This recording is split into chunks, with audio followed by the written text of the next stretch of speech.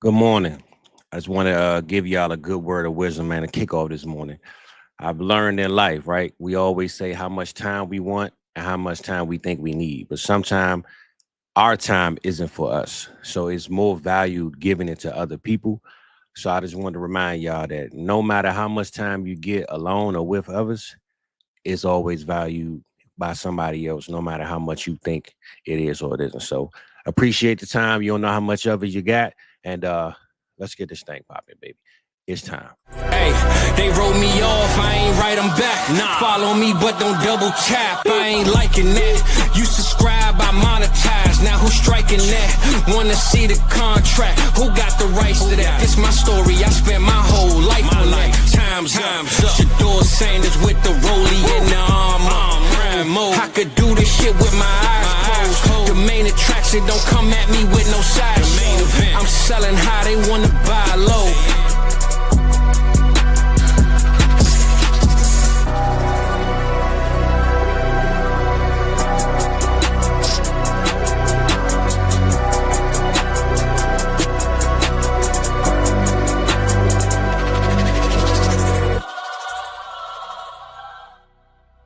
Yeah, my bad, Rock. I ain't mean to forget about you, brother. There we go. There we go. We back, baby. We here. We good. How y'all feeling? How y'all feeling? How y'all feeling, man? How y'all doing? It's Tuesday morning. We in the cook up. We in the kitchen. It's draft week, man. You know, it's time for young boys to get paid, get rich, and hopefully make right decisions. So, ultimately, forget the money, live their dreams. That's what we really here for. So, we glad that it's that time. It's that time for us to critique and yell and fight and argue and celebrate, man. These dudes moving on and being the best they could be in his life. So, Rock, man, how we feeling? How you doing, brother? I'm glad we here. Glad the people here, man. What's popping, bro? And it is draft week. I was just listening to that NFL primetime music, those highlights that what's his name, Berman, and who was the one that was doing it with them on NFL Prime for like 30 years? Man, I forgot. I can't think of his name right now. I can't think of his name either. Used to play for the Broncos. Yep. Maybe someone in the chat can help us out with that. But yeah, I love listening to that music in order to get me primed up. That's what I've been listening to before this show started. So this is the best week of the year for me. I'm super excited to be able to share this show with the people. Yeah, no doubt, bro. I'm over here stirring up my tea, man. So excuse me, but yeah, Jackson. man, we in the building. Yeah, Jackson. Yep. My fault, y'all. We in the building though, man. We trying to have us a good time. Get prepared, get ready, man. Get y'all the business because that's what you're here for. So, you know, we glad to be here. My boy Rock is over there. He won't be with us on the draft stream, unfortunately. So, my boy said he gonna break out that official, authentic South Harmon gear, baby. We got that South Harmon gear, Jordan brand. You know, it ain't no customized. Go to the Giant in a safe way and get it printed. Nah, baby. This came officially from Nike. So we appreciate the team, the guys up top for putting us on, man. I'm over here rocking that we just got that shit, man. We just got that shit on that Nike just shit hoodie, man. So it's hot as hell, but I wanted to look cool for y'all. So I appreciate y'all dealing with me, tapping in with me, man. But I see the chat, man. The chat is up in here, man. We got my boy 6 Ring Dynasty said, let's go. What's good, bro? D-Walk in the building. My boy E is in the building. You know I gotta give a little love for that one, 6 Rings. Huh? Let's get it, man. Let's get it, man. We got my boy Dynasty D. What's good, bro? How you feeling, man? Good to see you up in here, brother. Voorhees, as always, man, in the chat. Jake, let's go, bro. You know it's draft week. I know Jake down there with the Carolina Panthers, man. I want to hear some stories, Jake, about the war rooms and I don't know how far you are in with the Carolina Panthers organization, brother. But if you got a little insight on some picks, man, hey, you know, you my source, man. Hook me up. All right, let me know what's popping, man. Round 1 when it come up, brother. I appreciate it. And we got my boy MV Proof in the building. So yeah, man, we love y'all. We appreciate y'all. And we're gonna have some fun today, man. I mean, we have fun every time, right? This ain't nothing new, but you know, with it being draft week, and like I said, these guys, us celebrating them, you know, being better in life and graduating to that next step and being at the ultimate level in life where we want to be in ours. So to do it at 19, 20, 21, 22, man, and get paid millions to do it, sound like a hell of a gig to me. So we're gonna celebrate them, have a good time, and yeah, man, that's what today is about. Celebration, having a good time, but also learning about that tight end position. Don't forget, we doing our scouting, ending the series, closing it out on a high note with tight ends, your favorite position of all positions. So all the hard work my boy Rock been putting in from quarterback, running back, receiver, it's all gonna tie in to the tight end, baby. So that's how we gonna close that one this week. But we ain't no breaking news, Rock, man. I mean, usually we try to start off with something hot, something popping. Man, it ain't been jack going on. There's some NBA games that I don't want to talk about. I mean, I don't even know the playoffs were going on right now. Bro, the Memphis Grizzlies lost by like 50+ points the other night. Ja Morant ran out of grenades. I mean, I don't know what's going on in the NBA, bro, but I ain't been paying attention. I'm not gonna lie to you. I know I won my parlay the other day. That's all that matters. So I'm kind of glad that there's nothing else going on. It's just it gives the draft week its full deal. That's all we have to focus on for this show. That's what it's about, bro. That's what it's about. Like, I don't care what sport you enjoy. Why was it this? The NHL playoffs is on. I mean, my boy Ovechkin scored his first overtime goal in his history. I give him some love on that one, but outside of that, Rock, I have no clue what's going on in sports right now, other than the draft, baby. So we're gonna get this banner up for right now. And that's all you need. That's all we need. That's all we worry about, man. So for those that haven't, actually I want to ask y'all this, man. For those that's in the chat right now, or those that's home watching, do y'all have any draft stories? Any live drafts you ever went out of town, or one came to your city and you attended? You was outside, whether it was day one, day two. Put it in the chat, man, now or in the comments. Like, let us know your draft story. You know what I'm saying? I never been to one live. I know with the Commanders being hot right now, and I'm hearing they building a new stadium, I'm praying that they get this city together, and no matter what the colors are for this raggedy team, I do believe that they should build a stadium and bring some hype to the city. So me personally, man, I would love to see a draft come here. I always talk about how the NBA All-Star weekend only happened once, which was crazy. I think I was in like the 9th grade. So come on, man. The White House is literally like 4 blocks away from everything, but you don't bring nothing here. Like, what is going on? You know what I'm saying? So too much security, too many hoops to go through. I'm just saying, bro, we need something, man. I mean, we got the cherry blossoms and all this crap, man. I ain't worried about no flowers, man. Let's get some real stuff popping around here, Rock. New York, they celebrate New York with New Year's Eve. Every big city has their thing. It seems like all we care about is the White House and cherry blossoms. I mean, yeah, Dunson, I feel the wire, bro. But I say this, Baltimore is about 20, 30 minutes of space from where I'm talking. So technically, hey, Lamar Jackson and them, they ain't too close, brother. But they close. I came pretty close to going to the one in Cleveland and the one in Nashville. Those are probably the 2 best ones. Those had both, I think, well over 100,000 people attend. Yeah. Those would have been awesome to be able to go to. I unfortunately had too many things else. I think I had work or something like that got in the way of that. But yeah, if I could go to anyone, and one in Green Bay also sounds like a lot of fun too. I'm glad that they're spreading the love around and they're not just doing it the same place every year. It makes sense for them to do the combine every year in Indianapolis just because of everything they got there. But yeah, man, I love what they're doing with spreading the love when it comes to the NFL draft. It's really, really awesome. But I like it that Rock, they're taking it to a place that loves and breathes football, man. I think we talked about this not too long ago, and so I think I heard it somewhere that the city owns the team. So it's not like they have like an independent owner. Like, I think the whole city owns the Green Bay Packers. So you taking it somewhere that they breathe football, bro. Football and cheese is their thing. So if you ever one of the best things that probably happened, like I know the show in Vegas, they had the water going in front of it and the boats going, all the flashy, like this is one thing people don't realize about society, Rob. Just because it costs a lot of money don't make it better, right? So yes, having it in Vegas with all the bright lights and the billions of dollars they put into it, yeah, that was a nice showing. But in Green Bay, where the fans are local, probably cooking up local meals, having a good time, that's really the vibe that people want, and hopefully we get out of this draft. So that's what I'm looking forward to this week. Draft, just to see it in Green Bay and somewhere local, man, where the people can actually, you can see the fandom coming through the screen versus just a whole bunch of money and people just out there just because they was like, look, I ain't got nothing else to do.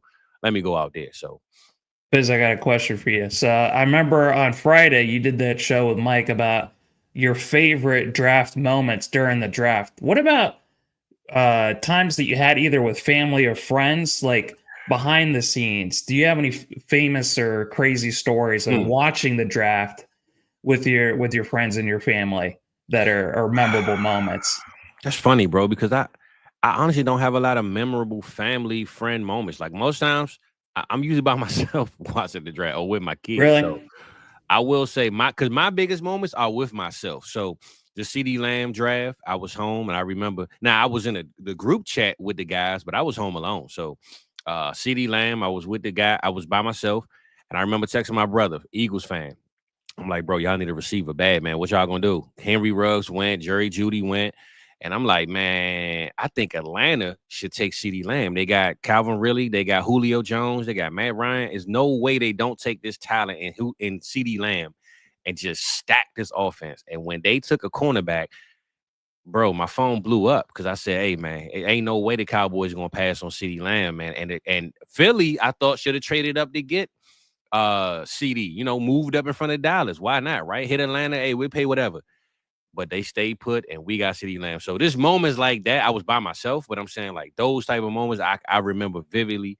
When we took the Marcus away, I was mad because I wanted a receiver that year and I ran out the house crying on the curb like a big baby. I was a kid though, but I was mad, man. But yeah, man, just those times. I don't really have a lot of big group moments, but I hopefully I change that, man, soon. This year I'll be home alone again. Well, I'll be on the stream with the guys. So technically I won't be alone. But I think being on stream is probably the last year was my biggest moment where just being with the team, we was 6, 7, 8 deep and having a good time, man. So I look forward to another one of those. Unfortunately, without my brother, but we're gonna be there, holding it down for you. Yeah, I remember. See, my older brother, he's the one that got me into football. He got me into a lot of different things. My taste in movies, a lot of my taste in music, introduction into food and wine and stuff like that. But especially football. That's the reason why I'm a Ravens fan, despite being from Cleveland. Because my family they grew up in Baltimore before I was around. Then they moved to Cleveland. But anyway, my brother and I, when we went to college, he actually went and got his second degree while I was getting my first degree at Ohio State.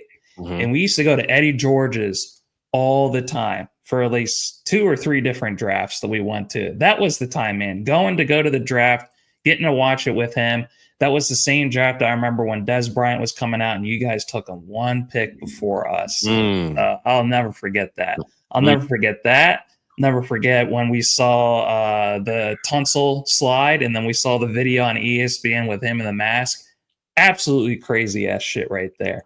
And then when Baker Mayfield, when we got that report from Schefter in the morning, Baker Mayfield might go number 1 overall out of nowhere. Those are the moments that I remember. But yeah, this is going to be the first draft I ever miss. So I've been watching it for at least almost 20 years now. So yes, first one I ever miss.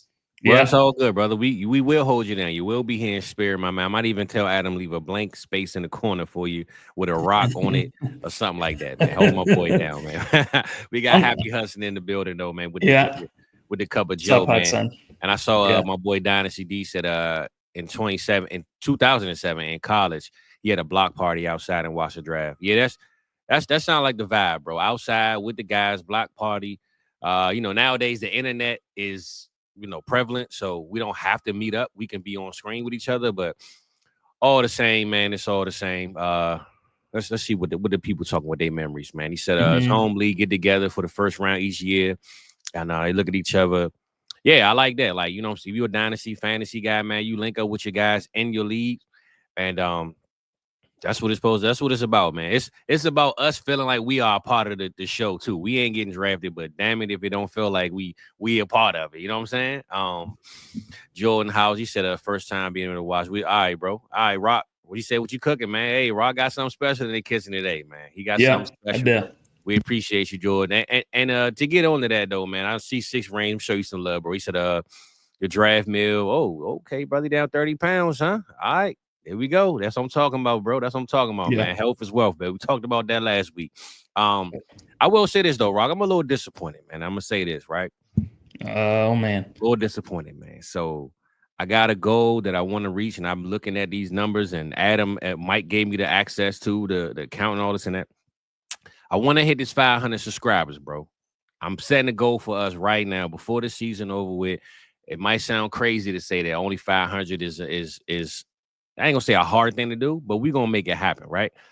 Right now we at 156, man. So if you're not watching and subscribing, I'm disappointed in you, man. But I will say I am welcome to appreciating you being here. Hit that subscribe button. Make sure you help your boys out, man. We're going to keep giving this good fire content. I told Rock the other day, man, I didn't work 16 hours, 3 days in a row. I did the show with Mike. I'm doing 2 shows a day. I might have my nephew tomorrow. Then I got the draft Thursday, Friday. Bro, I'm putting in 16-hour days every day for the last 2 weeks, man. So if your boy going to be here, I want y'all to be here, at least subscribing for free and showing a little bit of love. But we appreciate y'all being here no matter what. Always salute to y'all. And there we go. We just got one more. That's what I'm talking about, baby. Sometimes you might forget. 160 now, yeah. I ain't mad at you because you might have forgot. Sometimes I scroll through stuff and just watch it and forget. So I just want to put that out there that we appreciate y'all being here. And we will be back tonight, 7:25, with another marathon Dynasty startup, changing the game. Hopefully, y'all add this to your thing, to your draft rail with your team and all that good stuff. So glad you're here. We appreciate y'all being here. And let's stop playing around, Rock. Let's get real. Let's get it popping. But we did have a good conversation with that. So it's time to check in with these tight ends, man. Like I told y'all, this week, this month, Rock been going through quarterback, running back, receiver, and we're gonna close it with the tight ends, man. So without further ado, Rock, let's get it. Alrighty. So just as this process, if this is the first time, I was waiting for my sounder, bro. You ain't give me the sounder. Man. This is what I'm talking about, man. Rookie mistakes, man. This is the reason why. Rookie mistakes from my brother. That was too quiet. Come on. There we go. Making the right pick, baby. You know, I got to put this graphic up every time. And also, Rob, we forgot to shit. You know, we got Bill in the building, man. Bill always in the building on scouting report, man. So it's time to scout these tight ends, your favorite position, the one that they sleep on the most, the one that's least talked about, the least appreciated, but the one that we need at some point in our lives. So let's talk about them tight ends. My boy messed up the sound. It's all good. He's going to make excited. That's all it was. Make up for it with the knowledge, baby. So forget the sound, forget the noise. Let's get the knowledge. Let's get it popping though. And look, shout out my boy E. He told me, man, y'all ain't never showing no Michigan players no love. So I got your boy Coastin Loveland up here. Here you go, man. All right, I got you one, man. I got you one. E. There we go. Let's get it popping, Rob.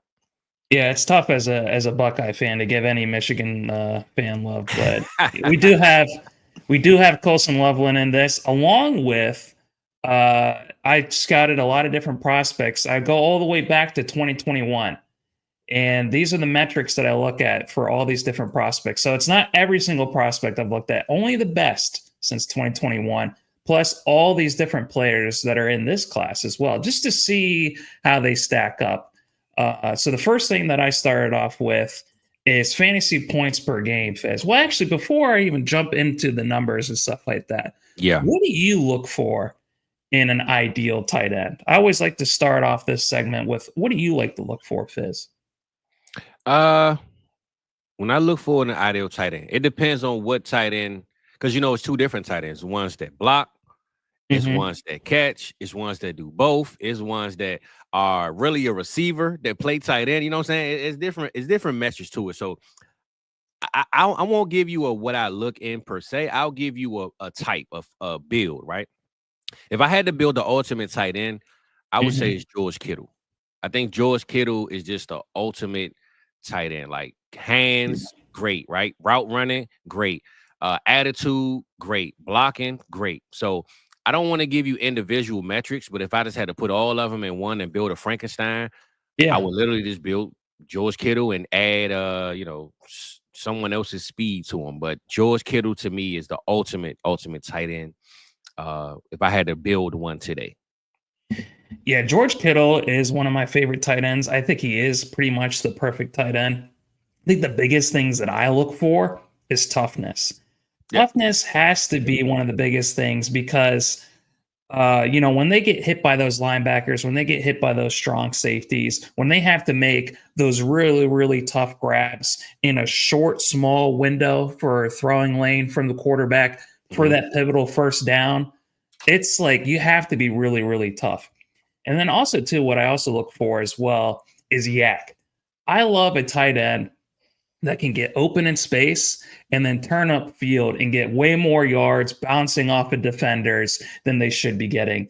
So I love George Kittle because he's able to make those tough catches. But I remember that Saints game. I don't know if it was the playoffs or right before the playoffs when he took that catch and he went up 60 yards up the field and just bounced off 2 or 3 different defenders and stuff like that. Yep.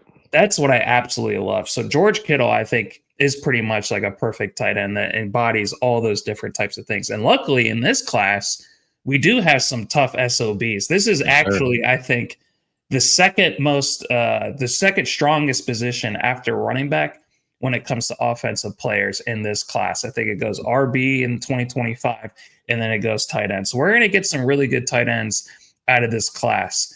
Now, when I look at fantasy points per game, so production that they had in their final season in college, who do you think leads this group of prospects from 2021 through 2025? You said in fantasy points? Mm-hmm. Who is the biggest producers?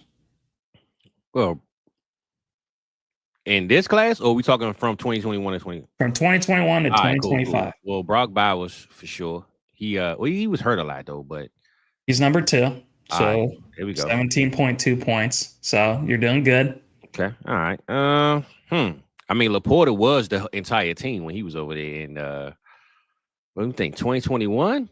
Laporta is actually towards the bottom. He only averaged 6.02 points per game. Okay, now you got me thinking, bro, because I know when I do my leagues, I do like 3 tight ends. I'm trying to think. Well, look, I'm gonna say this.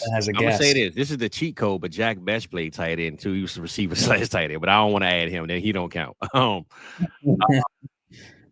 Damn. So they already said the answer. Oh, Harold Fanning? Yeah, that's right. There we go. 0.5 points. Harold Fanning, just so you guys know, and I in the draft guide. I knew 6 rings. I know. Sometimes I theatrically do this so Rock and knows, but sometimes I'll be like clueless too. I ain't gonna lie to you. So this is tough. This is tough stuff. Anyone that wants to play along with us, all these questions ask Fizz. I want to ask the chat as well. But yeah, Harold Fanning, he scored a perfect production score in my process. No other prospect I've ever had scored at the very highest 90th percentile in every metric when it came to production. He's the most productive tight end I've ever seen before. So Harold Fanning he's pretty nuts. Now, when it comes to target share, who was getting targeted the most? Oh, well, I mean, Sam Laporta is definitely one of those guys, man. I mean, he's 5th. Yep, 27%. Let me see. I mean, Georgia. See, Michigan don't throw the ball, so I can't even say Loveland. Michigan don't even throw the ball, so I'm not going to say Loveland. He's not in there. Loveland is 6th. He's right below Laporta, actually. Okay, right. He's at 26. I guess whenever they threw the ball, they decided to throw it to him. I'm gonna say Bowers. They didn't pass a lot, but he was the focal point of the offense. I think they only passed for like 25 or 2,200 yards. But yeah, Loveland was the biggest part of it. I'm gonna say Bowers and Fanning, man. I'm gonna show Fanning a little bit more. If he out there breaking records like that, man, he got to be the focal point of this. Bowers is 8 at 21.8%, but the number 1 is Fanning again at 35.8%. There you go. Right below him, Trey McBride at 34%. And I was gonna say, because I put him on the graphic for a reason, bro. You got me thinking about my years now. I'm thinking 2021. Yeah. I'm thinking far back now. There we go. And then in 3rd place is Michael Mayer at 31, and then right below him is Tyler Warren in this class at 30.9%. Don't bring up Michael Mayer, man. You know my heart hurt every time we talk about him. Yeah. Bro. Well, here's the thing. He's going into his 3rd year in the NFL. He need to get traded, bro. All right. I was sick last year when they drafted my Brock Bowers over top of Mayer, and it hurt my heart, man. So I try not to bring his name up because it makes me sad, man. Go ahead, brother. Harold, so when it comes to receiving yards percentage, I'll just tell you guys, Harold Fanning had 49.7% of the Bowling Green yards, which is absolutely insane. A lot of people, I mean, I think this stat is now widely known now. He led all of college football, I think, in receiving yards. It wasn't just his tight ends. It was all of college football, including wide receivers. So I think he had like 1,700 receiving yards or something like that, which is pretty insane. Now, when it comes to receiving yards per pass attempt, so getting after they get the ball, how far do they get downfield? 3.71 yards for Harold Fannin. Trey McBride at 2.83, and tied with him, Isaiah Likely. Isaiah Likely is also really good with the ball. And then right below him is Tyler Warren. Now, yards per route run, who do you think is towards the top? They're actually all in this class. Damn, the whole class. Hey, Rod, I'm going to say this, right? This is why I like doing this breakdown. As much as people hate on this 2025 class, every single week, every metric you break down, at least in top 5, it's 2 to 3 from 2024. We're talking from 2021, 22, 23, from a 4-year span. It's at least 2 or 3 guys from this class that's in. I'm right there with you, Fizz. It's because crazy, we're gonna talk about it when we go through the mock draft later on. It's just how good some of these prospects are and stuff like that. But I'm gonna save that. But yeah, I completely agree. That's why I love going through this exercise. Yeah, that's crazy, bro. In yards per route run, Harold Fannin at 3.76. Definitely, he's the man, right? So is he my Trey Harris in the tight end position? Because I keep talking about Trey Harris, and Trey Harris was leading in all those categories.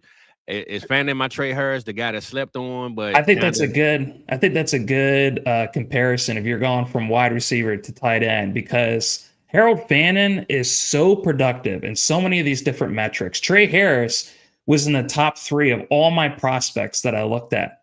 But that's why it's important to look at the film, and both of them have some Achilles heels that people are pushing them down on and stuff like that. So I think that's a good comparison, is Harold Fannin to Trey Harris as far as where they stack, at their position.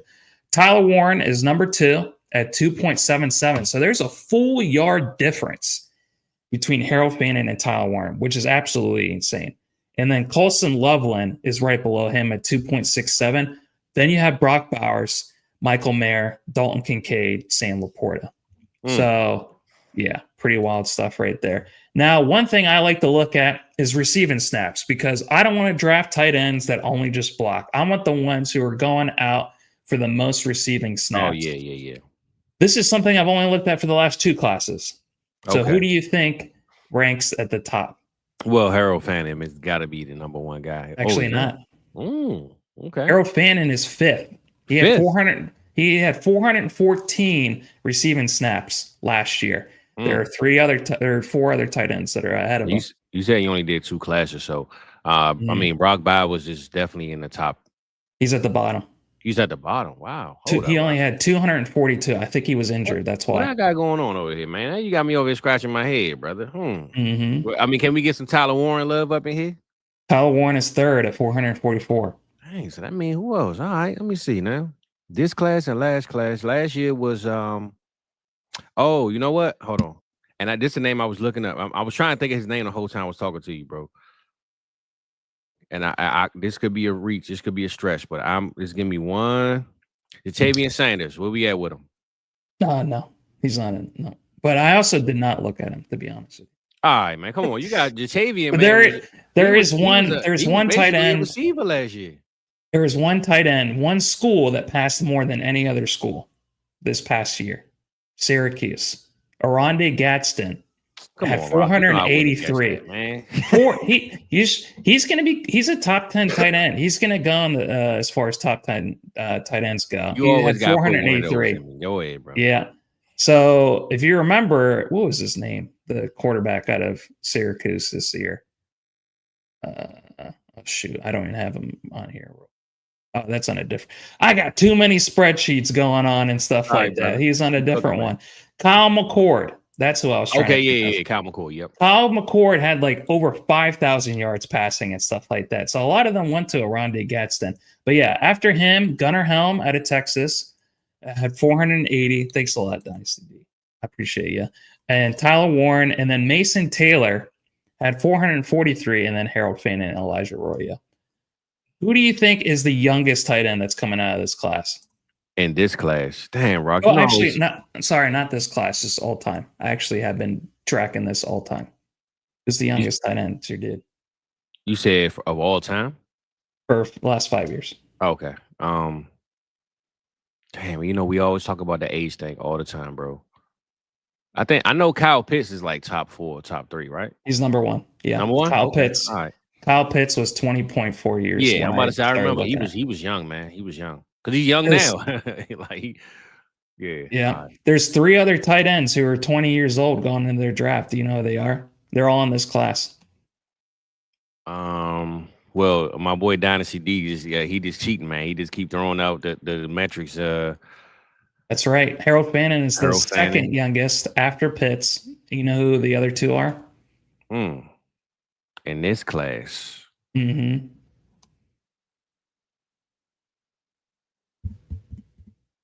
That's a good question, Rock. I don't know, man. You Well, got me. you don't know. You're not going to Go know. ahead, man. Go ahead, bro. Mason Taylor and Colson Loveland are both. Okay. So I was going to say like- Loveland was 3rd, but I didn't. I forgot all about Mason Taylor. Yeah, Man, you know what, Rock? When you watch players for 3-4 years, you tend to forget. It's like your kids, man. When you got kids, and the next time you look at them, you're like, bro, I didn't even realize you done got 3 years older on me because you just look the same. You know what I'm saying? You know what the worst is though is when you watch football and you're like, that guy's the same age as me. JJ Watt is the same age as me. Bro. You know how bad I would feel about myself being like, man, look what he's doing. He's sacking the quarterback. He's catching touchdowns. Look at me. This is what I'm saying, bro. I say this all the time. Like Devontae Adams, we look at him as old. The man is like 4 years older, younger than me. What the hell is going on here? Yeah, I can't believe JJ Watt's the same age as me. But yeah, that's what I would always be thinking all the time. As far as breakout age goes, the youngest one, Brock Bowers. And then you have Kyle Pitts. Pat Freiermuth is the next one. And then Ben Sinnott is after him. Those are the youngest breakout ages. Those range from 18. Oh, I'm sorry about that. I just spoke blasphemy. There was a couple other ones that I skipped over. So yeah, it was Brock Bowers, Kyle Pitts, Isaiah Likely broke out at 18 years old. He was in the 97th percentile. So yeah, those are the 3 youngest ones. But yeah, Pat Freiermuth was still only 19 years old. Colson Loveland, Jake Ferguson, Dalton Kincaid, Aronde Gadsden, and Harold Fannin all broke out when they were 19 years old. So they've been producing for a couple of different years now. All right, here's one of my favorite ones. I think a lot of people, when they look at special metrics, there is, when it comes to tight ends, the one that they're most associated with in the fantasy space is RAS. Athleticism and speed with their 40, but RAS and the 40 time are probably 2 of the most important ones that people look at. Who have the highest RAS scores from the last, I think I've been doing this the last 3 years. So the last 3 classes. Or are you looking for some Pepto-Bismol? That's all you're rubbing your chest. No. Oh, jeez. We're killing them, guys. My bad, bro. I'm making sure my dog ain't tripping, man. Well, I mean, Harold Fannin got to be up there, man. His Harold Fannin's actually towards the bottom. He's at 7.76. He at the bottom? He did not test very well. Remember, he ran kind of a slow 40. He looks amazing on film, but when it came to his testing, he didn't do as good. So we talking, oh, you know what? I remember that because that was all the people was talking about that day was his you're right. People are all sad and disappointed. We talking this class or just over the last the last 3. All right. I remember this last year. Theo Johnson. Theo Johnson's number 1. Okay. Yeah, 9.93. See, your memory ain't so bad.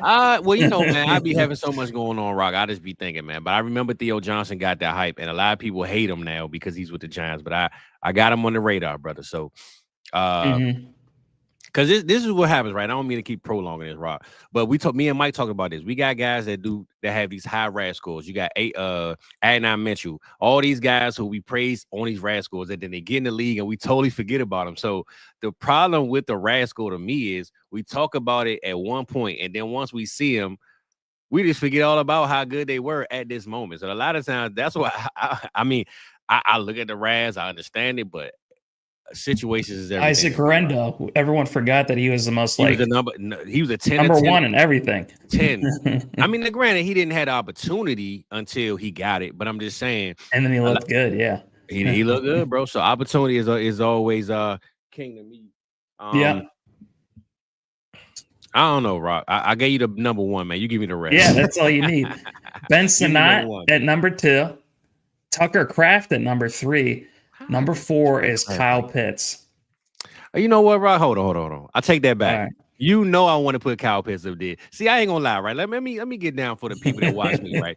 Y'all know I love me some Kyle Pitts, baby, but I try to be reserved on Kyle Pitts because I know people expected me to say Kyle Pitts. I never want to say his name because I know people waiting to say he gonna throw his boy Pitts in there. So yes, put some respect on Pitts' name. He's number 4. That's what I like to hear. But Kyle Pitts definitely would have been my number 1 answer. I just try to leave him alone because you already know he on my list all the time, bro. There you go. Now, when it comes to dominator, so this is a metric that Player Profiler uses. Just looks at their contribution towards points in offense and yards and stuff like that. Dominator rating, Harold Fannin is number 1, 100th percentile. I think that literally means there's no one else above him. 49.9% dominator rating, which is actually insane. Who do you think number 2 is? Harold Fannin is number 1. Sheesh. Yeah. For someone in the 99th percentile, he's only 0.3% off. Think of which tight end just contributed the most to their team last year. Hold on. Oh my God. Bro, I'm over here having a cough attack, man. Go ahead, hook me up, right? Hold on. All right. And anyone in the chat, if you guys have answers to these, I'd love to, like Dynasty D and Hudson, let me know. But Colson Loveland, I don't know who it was that was talking about it earlier. I think it was, freaking 6 ranks. Yeah. Shit like that. This is what he said. He said, whooping that OSU ass. Man, that is not that. That is very disrespectful. I did not appreciate that whatsoever. Yeah. I do miss Urban Meyer during those weeks when we do have to face Michigan. It has not been good, but at least we got the chip this year. You guys got it last year. So, but no, Colson Loveland is number 2. Okay. At 49.6%. Then you have Michael Mayer, and then you have Dalton Kincaid, Tyler Warren, and Aronde Gadsden round out the top 6 when it comes to this class. You know what name I'm not hearing a lot of, Rock? And this is for my boy Mike, man. I'm not hearing a lot of Luke Lachey, man. I know that's his boy. He keeps saying he's still the tight end 1, man. Yeah, Luke Lachey ranked at the bottom and everything I looked at. So okay. But here's the thing. To Mike's credit and why it's important to not just look at these metrics and look at these analytics and stuff like that. You also have to watch these players and stuff like that. Oh, for sure. So Luke Lachey, he shows a hell of a lot more when you watch him than what he did statistically and stuff like that. So I think Luke Lachey still is a top 10 tight end, and he's gonna get maybe some decently high draft capital when it comes to this class. So, but this is a stacked class. So situation is everything, brother. But I'm gonna ask you. Well, once you finish with this, I got a question for you. So, but you can ask me right now. Okay, comparing this class to the 2 years ago class, Sam Laporta, Tucker Kraft, who else was in that class? Right, Dalton Kincaid. Where we at with between this class and that? Because I feel like that class was a very stacked class. You had a lot of, Michael Mayer went in that class. I mean, coming out, Michael Mayer, he didn't pan out in Oakland or Las Vegas, but coming into the league, he was, one of those dudes. So this is a better class. This is a better class because the players from that class that I have in here. So I had Sam Laporta as my number 1 overall tight end that year. I had Michael Mayer 2. I had Kincaid 3. And then I had Musgrave and Tucker Kraft. So when it comes to that class, it's Laporta and Tucker Kraft, I think, are the 2 very best tight ends out of that class. So I think this class we can get anywhere from, I don't know, I think at least 3, if not maybe even 4 tight ends from this class that are going to outproduce those guys. So Sam Laporta, I think, is one of the elite ones, but as a whole, I'm going to take this class over the class that we had 2 years ago. So. All right, well, excuse me. I appreciate y'all still bearing with me, man. This call is kicking my ass this morning, man. So I appreciate that extra subscribe because your boy is still here, even though my damn chest is falling apart as we speak, man. Mortal Kombat fatality is coming through right now. But we working on it, man. We getting through it, baby. So we appreciate you. Yeah, what's next, Rock? What we got popping, baby? PFF receiving grade, Harold Fannin, Tyler Warren, Colson Loveland are the top 3. Now, when it comes to speed, So 40-yard dash, 40-yard dash I mentioned earlier as being a key metric.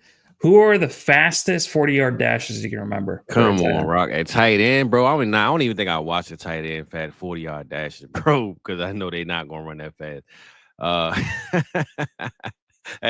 Hey, go ahead, man. You know I ain't learned tonsil, but hey, man, you never know. You know what I'm saying? Oh my god, is that what you're gonna do in the draft stream on Thursday? Hey, man, you never know, man. I might pop out, man. You never know, man. Looking like Daisy or some shit. Yeah, my bad, man. I'm trying to get my life together. Someone man. get this man some tea, jeez. I just drunk all of it, bro. Some honey. I got my water gone, man. It's like a dry call, so it's like even worse because nothing's coming out. But go ahead, hook me up, Rock, man. I'm trying to get my life together, bro. I appreciate Kyle it. Pitts is number one. Come on, hey, Rock. Hold on now. I don't want to cut you off, but I want to say Pitts so bad. I don't like to say his name because people expect me to say it, bro. People expect me to say it, so I'm not going to. Just be true to yourself. Don't care about what the people say. No. Don't worry about them and stuff like that. You gotta be authentic. So say this. Anytime you put up a metric, if Kyle Pitts in it, just say Fizzle, you right. Kyle Pitts is in it. Because I'm already saying Pitts every time. All right. There we go, baby. All right. He ran a 4.49. Absolutely blazing. After him is Chig. Then after him is Theo Johnson.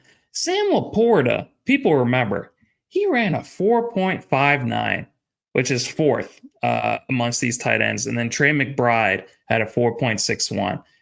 So that's really, really impressive stuff right there. When it comes to the speed score, the number one I had here, Kyle Pitts, your dude, at 123.1, 98th percentile.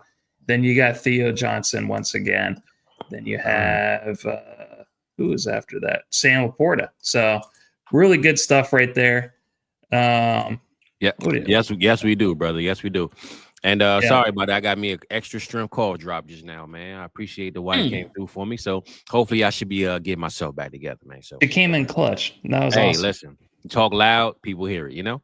So but yes, we do need Sean McVay to get a tight end, brother. We definitely need that. Yeah, I've seen a couple of people, they either mock like Harold Fannin going to him in like the second round or something like that. Maybe he even falls to the third. Yeah, Adam did that on our offensive draft, bro. I feel like that's the cheat code. The cheat code for the Rams is to get Harold Fannin, bro. That's the cheat code. So burst score, Ben Sinnott, my dude, who I'm really hoping next year. So he had Zach Ertz in the way, you know. Man, but we had Zach Ertz had a great year for him, bro, this year. Yep. I wish. So, but here's the thing. When it comes to tight ends, it could take anywhere from 3 to 5 years. Remember how many years we had to wait, Fizz, on David Njoku for him to finally break out? Well, I'll give you one even better. Remember, you know I love me some Cliff Kingsbury, but he also had Trey McBride that kept Zach Ertz in front of him for all that time, and now we see what's about to happen, right? He got Zach Ertz again with Ben Sinnott chilling. So let's hope. I'm not saying he's going to be Trey McBride, but hopefully, you know, Cliff Kingsbury get out of his way with this Zach Ertz thing, and then we get some Ben Sinnott, man, and you know, get that done. Crazy. When it comes to agility, Ben Sinnott again is in the 94th percentile. He's at the top. Then you have Sam Laporta. Then you have Theo Johnson. Then when it comes to catch radius, number one, who do you think number one is? And catch radius? Damn, Rock, you got me over here thinking about too much stuff, man. I need to start doing some homework the night before, brother. I'm gonna go. Give me a hint, because that way because I like to be authentic. He went to Penn State. Went to Penn State. That's cheating. That ain't no hint. Yeah, it is. Oh no, wait! He is the only guy in Penn State. Hey, come on, man! You gave me the answer, man. Well, I'm sorry about that. Come on, man. Theo Johnson is number one. I wanted to get like the class at least something. You gave last year. Go ahead, man. All right, go ahead. Theo Johnson. Okay. Cool. His name rhymes with I don't know. C.U. Ponson or something like that. Ben Sinnott is number 2, and then Terrence Ferguson is number 3. He's a guy, Terrence Ferguson, that a lot of people do like. He was a little bit lower. He's only rising up in my rankings because other people like him. So it's important to take a temperature of what the people are feeling about him. Yeah. As far as height goes, All right, this guy, his first name starts with T. Come on. And ends with Johnson. So Theo Johnson is the biggest tight end that I've looked at. He's at 6'6", 259. I think that's part of the reason why his RAS was so high, is that he was able to be in the 99th to like 98th percentile and all these physical attributes. And this guy is 6'6", 259. That's crazy. Tyler Warren is like almost identical to him. He's 6'6", 256. Colson Loveland is also 6'6". He's 10 pounds lighter, though. Then you have Michael Mayer, Terrence Ferguson, Tucker Kraft. All these tight ends are huge. Towards the bottom, though, you have Harold Fannin and Brock Bowers and Sam Laporta. Those are the three tight ends that I have that are 6'3" and in the 240s and stuff like that. A lot of people knock tight ends. They want to look for that size and stuff like that. I don't necessarily. I think that is kind of somewhat of an important thing, but it just depends on your role. It depends on your deployment and the coaches that are using you and stuff like that. But yeah, usually that used to be a death sentence for tight ends if they were under a certain height. I haven't had any 5-star recruits. The best star recruit that I've had is Brock Bowers. He was a 4-star recruit. He was the second tight end overall, the 59th overall player in the country. So when it comes to this class specifically, I've only been looking at film grade. I've only been really watching these players over the last couple of years and stuff like that. Tyler Warren is still my tight end 1 in this class. I really appreciate what Mike was saying about him in his AMA video. It's good to be able to get that other side of the coin. He's got some really big red flags. He said he would be pissed off if his team took him, especially in the first round at any point. But for me, he still does things that I don't see any other tight end in this class doing. And with his ability to make explosive plays, that yak and that toughness, like what we were talking about earlier, what we were looking for in a tight end, there ain't no other tight end in this class that has it like he does. But Colson Loveland is right below him. And I also really, really like Harold Fannin. Those are my top 3. So before you get too far into that list, though, Rob, I see Happy Hudson said he's surprised Warren isn't in a lot of those metrics, right?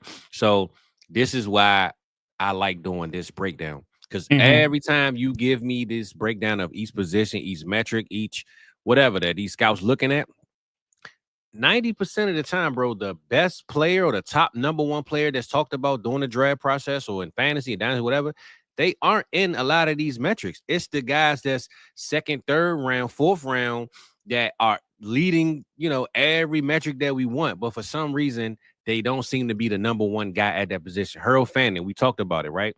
He's like number 1 across the board in almost every single metric. As a freak athlete, as this, as that. But we don't mention him in no mock drafts, no rookie drafts. Same for, again, my boy Trey Harris. You told me people got him going down the list. Like he's falling down draft boards and this and that. So that's why it's always good to have the not the gift and the curse, but just have both sides of the playing field.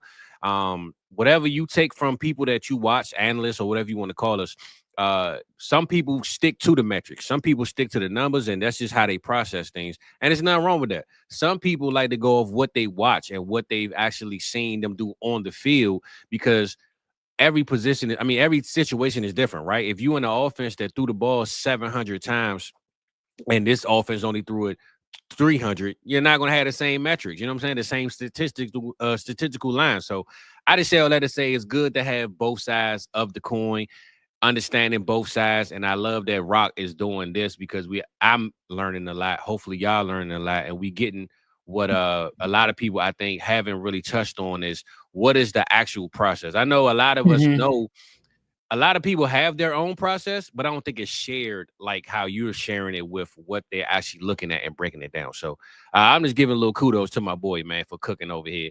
And also telling Happy Hudson, man, hey, man, Tyler Warren is still the number 1, even though he ain't in them top metrics every week, bro. So yeah, and when you look at just this class, see, we're not just looking at just this class. We're looking at the last 5 classes and stuff like that.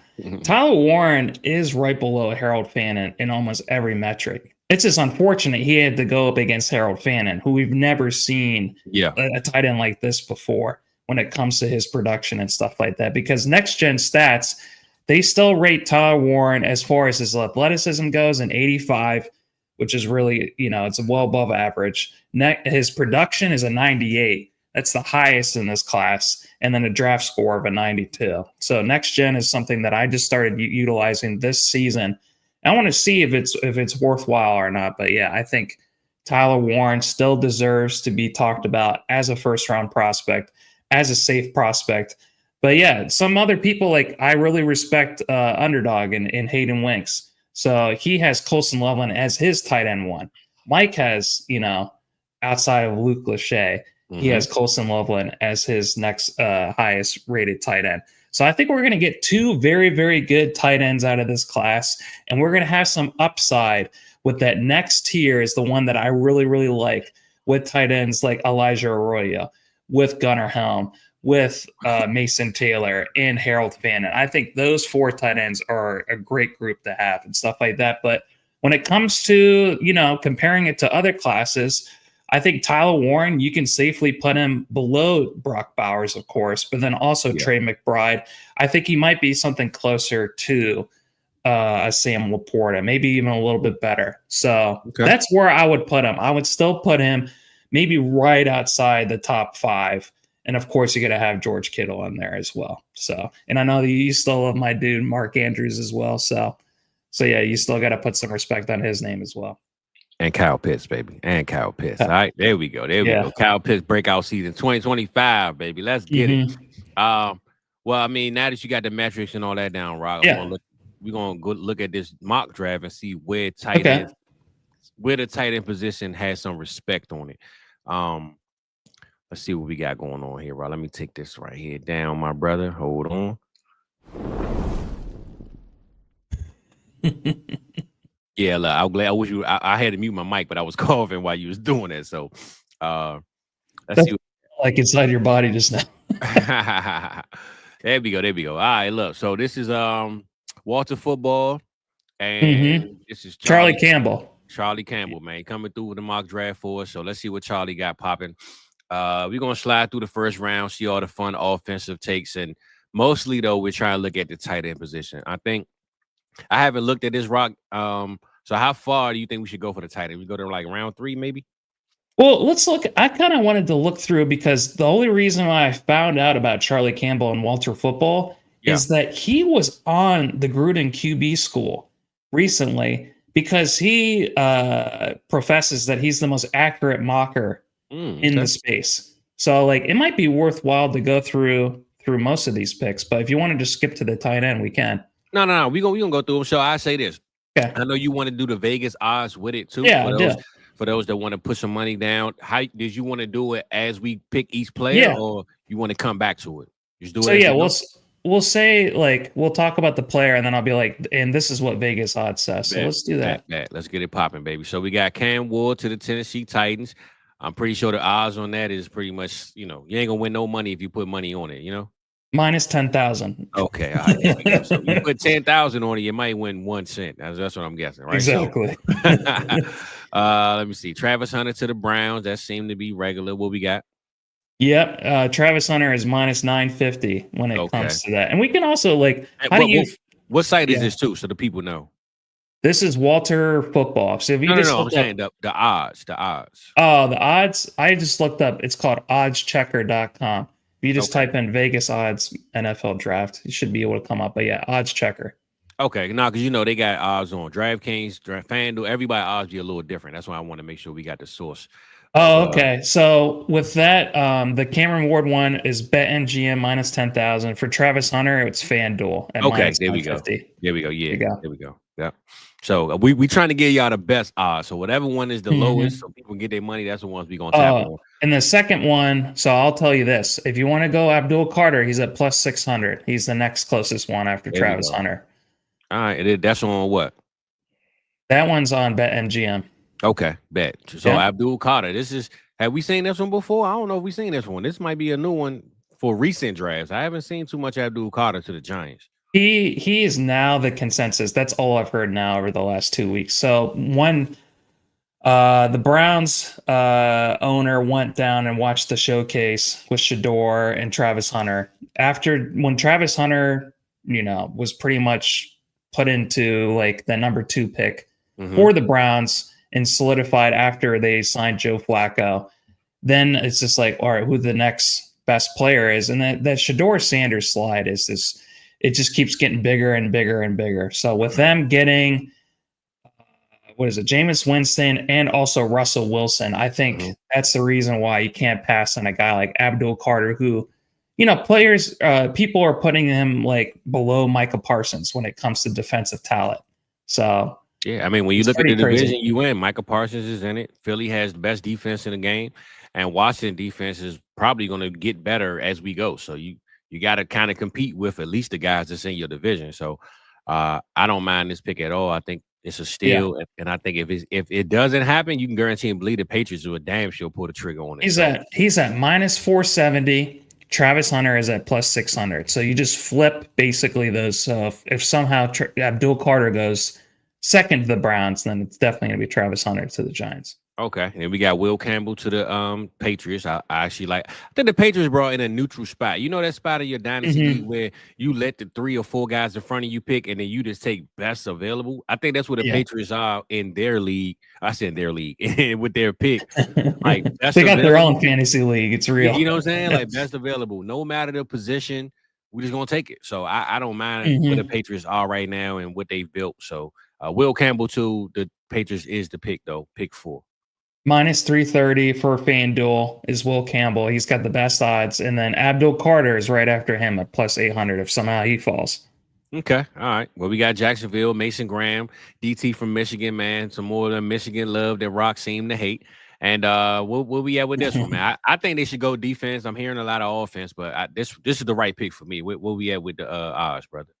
Mason Graham is the favorite at plus 140 bet MGM. And then after him, EV's been talking about this. I think he was the first one I heard talk about this, but he went to, I think, Vegas and saw that Ashton Genty is number 2 as far as the odds go at plus 195. I'm right with EV on that one, man. I think this new regime in Jacksonville is going to go all out on offense and say, look, we'll figure out the rest, man. So I'm with EV on that one. But Mason Graham is the selection here with Campbell's draft. So that's what we're gonna roll with. And surprisingly, no Ashton Genty to the Raiders, man. We got Jalen Walker, linebacker out of Georgia. It's the highest we've seen a linebacker go in any mock, I believe. So what's the odds on this one? Because he might win some money on this. This is the first I've seen this. So this is when we get to the point, and at least on Odds Checker, they don't have every single team on here. They actually do not have Vegas on here for some reason. I don't know if it's just too difficult for them to figure out who they're going to go with. Well, that's because they in Vegas, so they probably like, we don't want to think people think we know something that we don't know. That makes sense. You know what I'm saying? Too much insider trading. I'm just throwing it out there. Yeah. So maybe that's it. But regardless, Jalen Walker is this is the first time I've seen this one. Linebacker to the Raiders, man. No Ashton Genty so far. I feel like that's the highest I've seen a linebacker go. Yeah. So we got another one, man. Armand Membo. Yep. Where we at? Membo. I think that's his name. To the Jets. O lineman. The Jets could use it. I believe that's their pick. Makes sense. The Jets on here either, so you can keep scrolling. Okay. All right, we're gonna keep on moving in, baby. Michael Williams to the Panthers. Again, I think they might go offense, but they need defense. So I don't knock this one either, man. I actually like this draft, man. This isn't one that I've seen where it follows the trend of everything else we've been seeing. I actually love this draft just for a different look of things. And they got Jalen Walker as their next pick if they had to make a pick change. So sticking to the defense on the Carolina Panthers. Any odds on this one? No Panthers odds. Oh, come on, Rock, man. You about to be I'm the even one. You the odd one. We got to get you out of here, man. Where Jake at, man? Jake, where we at with him? Jake. Man? Yeah, I would love to know if he has a key to the war room and just to sneak in to be able to take a picture for us, because I think the Panthers pick might be one of the biggest ones as far as like I have no idea what the Panthers are going to do. The Panthers are like the Patriots to me. They can go anywhere and just risk it. If I'm them, I would trade back, but I don't know, man. We need to figure out, man, where my boy at, man. Hold on. Hey, Jake. Hey, Jake. That's the Carolina Panthers, Jake. Man. We calling you, Jake. Where you at, man? We need that advice, brother. All right, we trying to put the money up on this thing, man. Let's get it, bro. Hmm. Tyler Warren, the number one tight end. We just talked about him, right? First tight end off the board to the New Orleans Saints, man. They just signed Jawan Johnson, so I don't know this one, but I guess if you want to add more offense with Kellen Moore offense, hey, do what you got to do, right? So, how you feel about this landing spot for Tyler Warren, though, Rob? I mean, they do definitely need more offensive weapons and stuff like that. So if you can get, we've been talking about them all offseason, the underdog coach, that they have down in New Orleans and what they got going on, especially if they do. I feel like they kind of need to go quarterback. Do you think they're just going to go quarterback in the second round after the news with Carr? Well, I've been hearing your boy Jackson Dart is more like their favorite, Exactly. man. Or Shador. Yeah, those are the two I keep hearing. So who knows, man? If I'm the Saints, I'm trading back again, man. I don't want this pick because we need so much. What do you mean again? They've never traded back since 2013. Remember? What I meant, they've always traded up. when I say again, because I just said Carolina should trade back too. So that's what I meant. Another team trading back. But yeah, I mean, but let's just forget the trades. If they got to make a pick, I don't think Warren is the best pick. I think they have other needs.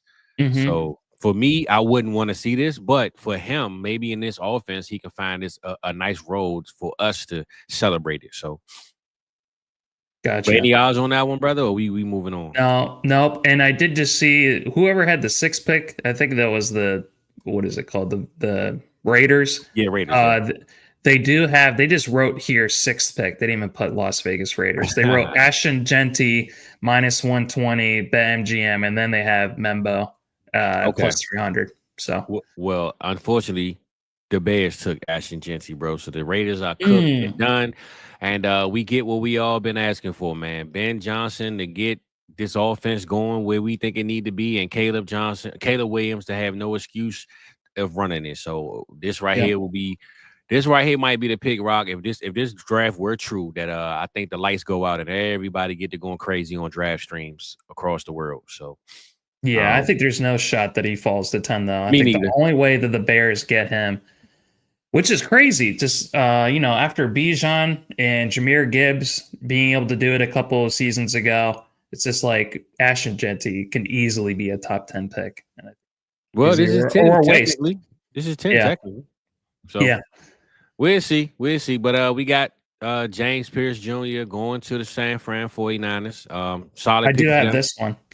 So, solid pick for them. What we got? 49ers. So now they're just going into positions. They have them at plus 190 BetMGM to go offensive line. And then they have plus 200 to go defensive line edge. So those are the two important, other than maybe a Will Campbell or something at cornerback, they need a D-line and O-line, bro. So I'm with that one. My Cowboys get my guy who I've been screaming since November, Tank for Tet, baby. I've been saying it. Take for Tet, Rock. We get my boy Tet, man. Listen, I'm getting up out of the chair, man. Adam said yesterday we're going to try to sit on the stream. And, man, forget all that, man. I'm jumping off the balcony with this one, bro. So don't do that, please. What do you think the odds are on wide receiver for the Dallas Cowboys? I'm gonna say minus 120. Dang, man, that's almost exactly right. Minus 140. Wide receiver is the top option for BetMGM, and then offensive line after that at plus 450. And I didn't even place no bets. I just kind of figured that because it just makes sense. That's all I've been seeing in the mocks. Just But if Ted is there, bro, we got to get him. I don't care what. You want Ted over Golden or Burden or any other wide receiver? Is that the one you want? Tank for Ted, baby. Tank for Ted, baby. So keep losing them games. Let's get Ted rolling. McMilrow. McMillan. There we go. All right. Then we got Malachi Stocks, man, from the Georgia Bulldogs going to the Dolphins. Great pick.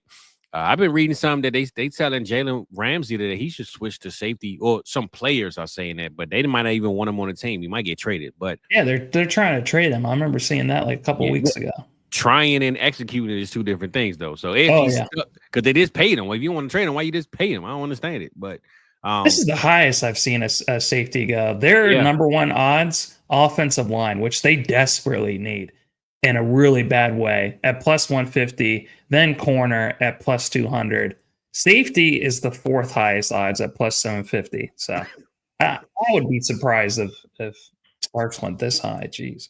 Yeah, but the Dolphins can go a lot of different ways too, bro. So we gonna move it along the coast to with Tyler Booker, guard from Alabama. What we on with that one? They have tight end at plus 125. So I think they're thinking that Tyler Warren or maybe Colson Loveland goes to the Colts. Offensive line is at plus 310. Okay. All right. Atlanta Falcons, Maxwell Harrison to the from Kentucky to the Atlanta Falcons. So they have corner at 2 at plus 825, but their number one odds is minus 225 for defensive line / edge. So. And the Arizona Cardinals get Will Johnson, man, who I think the Falcons should have took the pick before. So cornerback, where we at with the Cardinals with it? They have corner at 3. So, but their number one odds from DraftKings is defensive line at plus 175, offensive line at plus 250. Okay. All right. Where they got to receive that? A lot of trenches. Okay. So what are their odds at with the receiver? Because I've been seeing a lot of receivers getting drafted them too. Wide receiver is 5th at plus 1,000. So it's not going to be. I don't think they're going to get one in the first round. See, these are all first round picks. I think that with all the talent and depth they have, but if you look at some mocks, they got them. They got them taking some receivers in the first, though, bro. No. I'll take it back. It wasn't. I'm thinking of the names that I like. Yeah, my bad. It wasn't a dream. It really happened. Nah, for real. Hold on. Where we at? Those are the comments. Oh, damn. Hold on, Rob. How we get to the round one pick? Oh, there we go. All right, baby. Here we go. Got me over here tripping, man. But yeah, I think the Cardinals make a lot of sense to go defensive line or offensive line. That's what a lot of the strength of this class is. It's in the trenches, so it's a lot of big guys.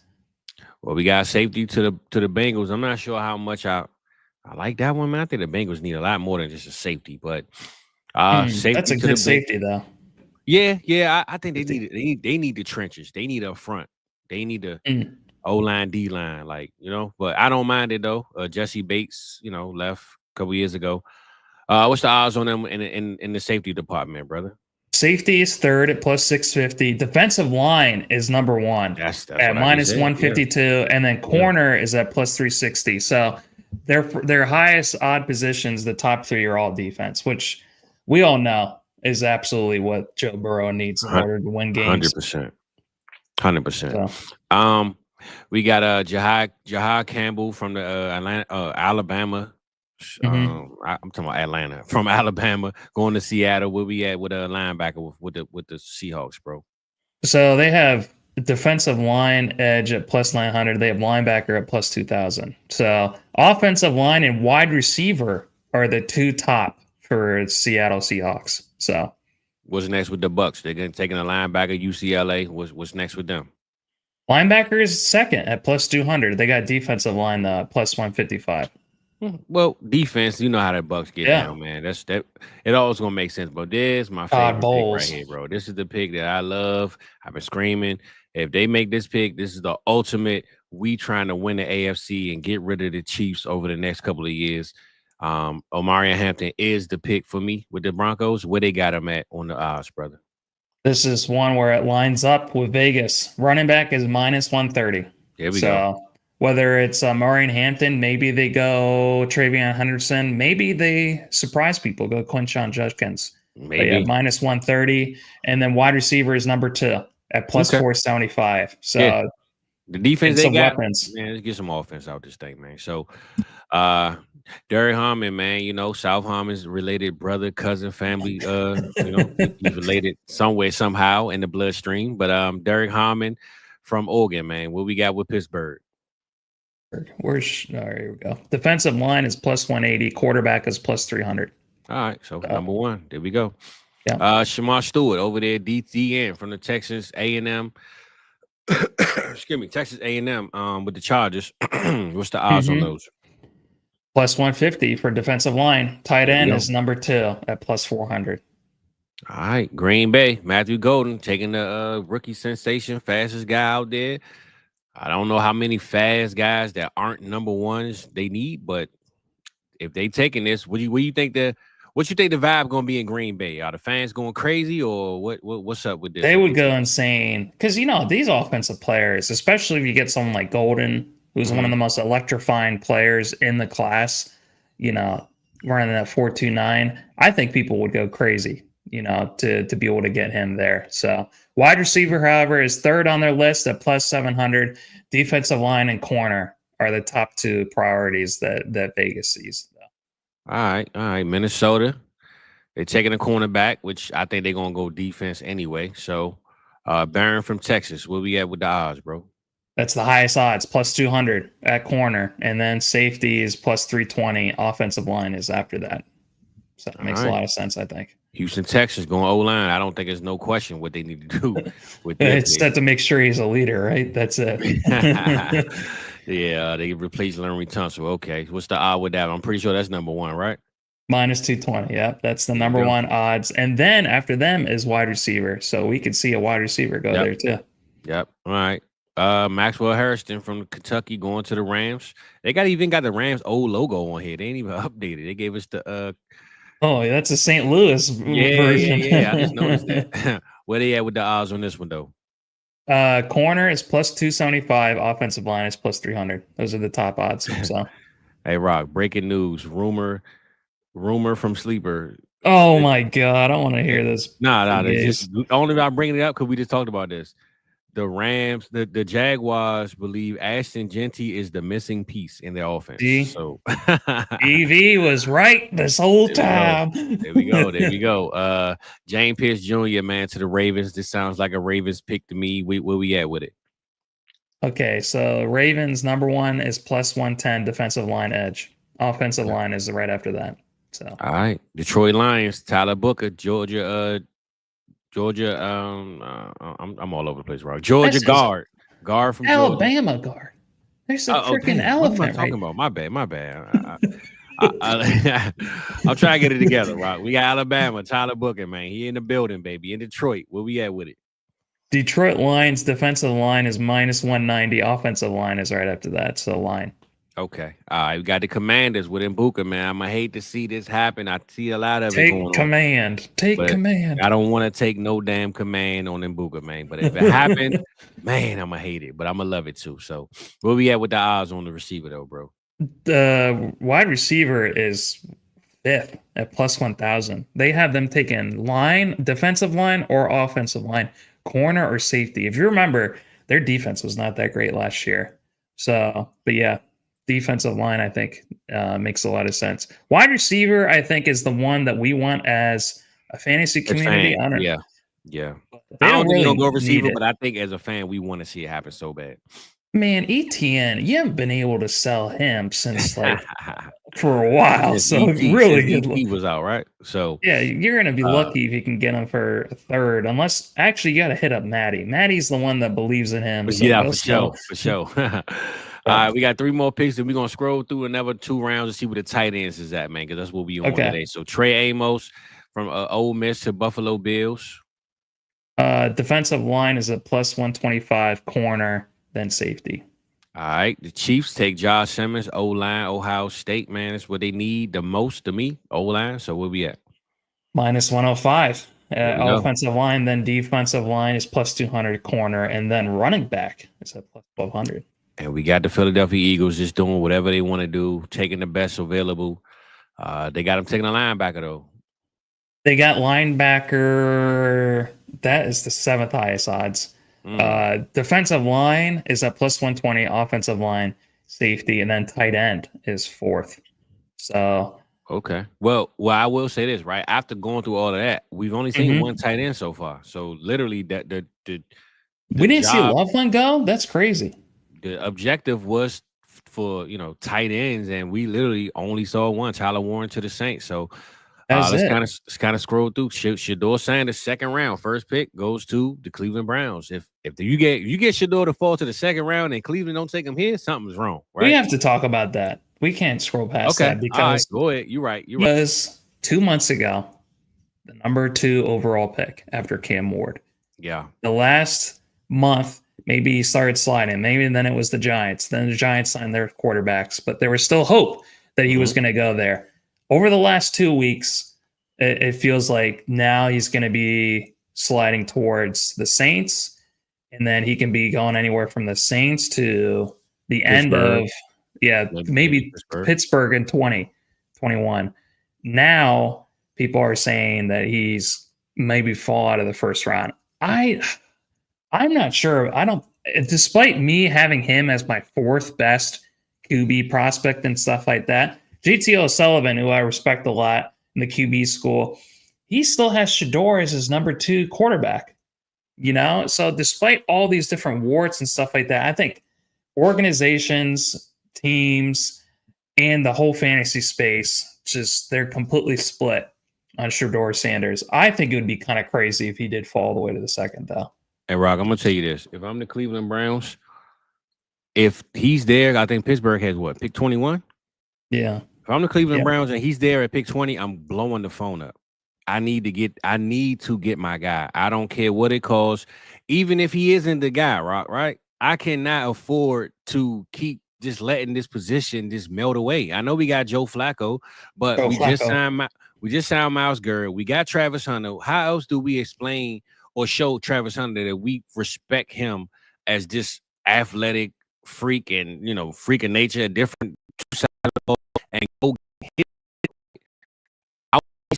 together? And I want him on the 50 option in case I can make that move too. So if I'm